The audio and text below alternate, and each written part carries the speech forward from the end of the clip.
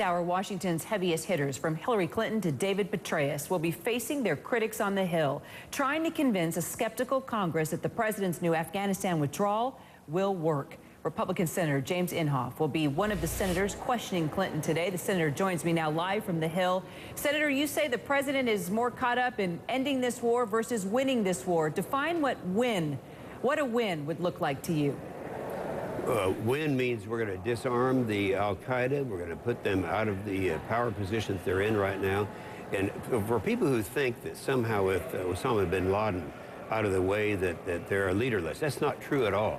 Al-Zawahiri has actually been in charge of this thing for quite some period of time, and they are emboldened right now. My concern, Kira, and I'm really concerned about this, is that I'm the second-ranking member of the Senate Armed Services Committee. I found out about this at precisely the same time that al-Qaeda did, that Taliban did, that the terrorists did.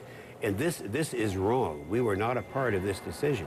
Now we have the problem that he's given three deadlines, one on July of this year, then in July of next year, then July of 2014.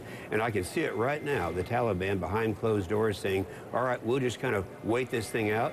Now they know everything that I know, and I think it's wrong. Well, as you know, Senator, that Americans are growing so impatient with both wars. And in a bad economy, it's costing a lot of money, as you well know. Just consider the cost in staying in this, as you say, to win. I mean, the war is going to cost $118 billion this year alone. And just to put that number in perspective, we crunched the numbers. You know, it takes just under $15 million to build an elementary school. So for $118 billion, you could actually build nearly 22 schools a day all year in the U.S. So I guess my point is, you know, how do you continue to justify that expense to taxpayers?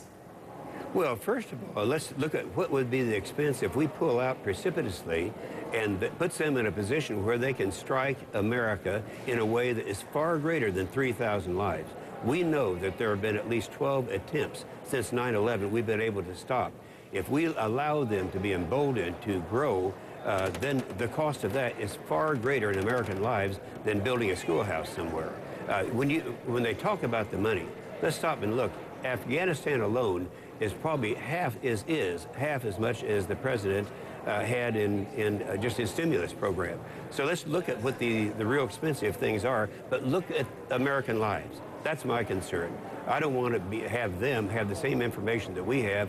And look, the Middle Eastern mentality thinks in terms of years and decades. We think in terms of hours and days. So they're very patient. They're going to sit back until they know when they can strike. This is my concern. I'm genuinely concerned about it. So, Senator, how long do we stay? Well, we stay until it's over, and we've already defined what over is. And I think, you know, it's pretty much over. It's pretty much over when they're no longer emboldened and in a position to make another major attack on the United States of America. And we have to do it, or when the Afghans, and I just came back from there. I spent New Year's Eve in Afghanistan. I know those kids are training hard. They're training the Afghan National Army, the ANA. They're making great progress. This is right in the middle of what they call the fighting season. And this is no time, in my opinion, to make these decisions, particularly unilaterally without any advice and consent from the Senate. We are going to be watching the questioning today, that's for sure. Senator James Inhofe, sure appreciate your time, sir. Thank you. Still ahead, high stakes and high-end hotels. A celebrity poker ring uncovered. You'll get the names in 5 minutes.